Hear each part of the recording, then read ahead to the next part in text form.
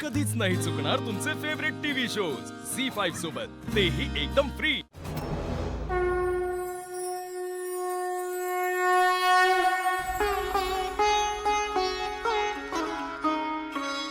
श्री महालक्ष्मी व्रताची कथा।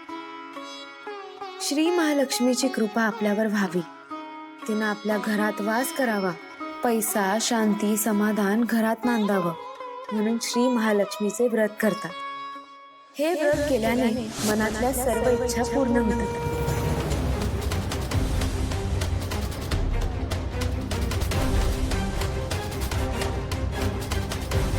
तेथे एक राजा राज्य करीत होता।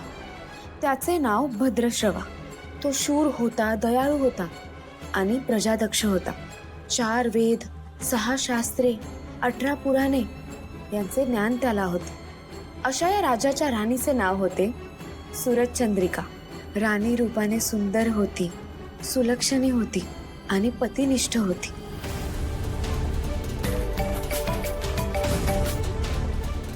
हाँ बोल।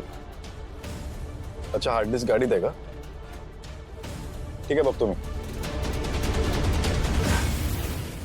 एकदा देवीच्या मनात आले, आपण राजाच्या राजप्रासादी राहावे।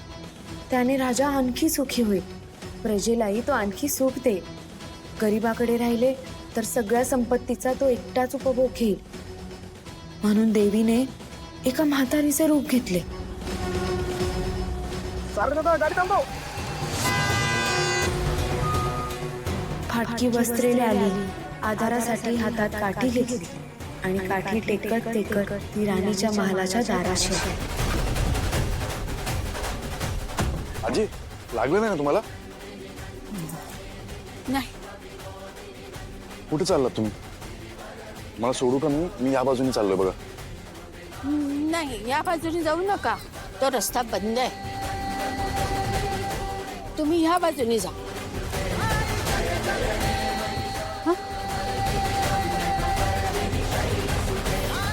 सर,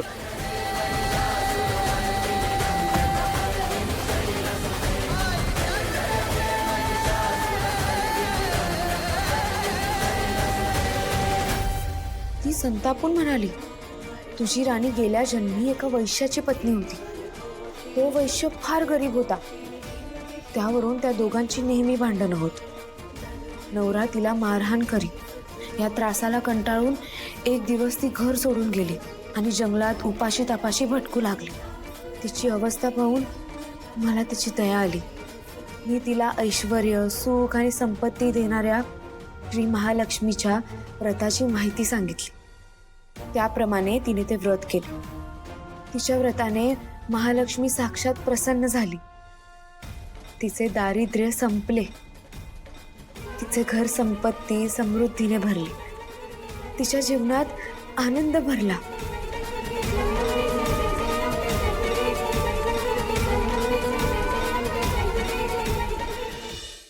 झी5 ॲप डाउनलोड करा आणि पहा सर्व एपिसोड्स एकदम फ्री।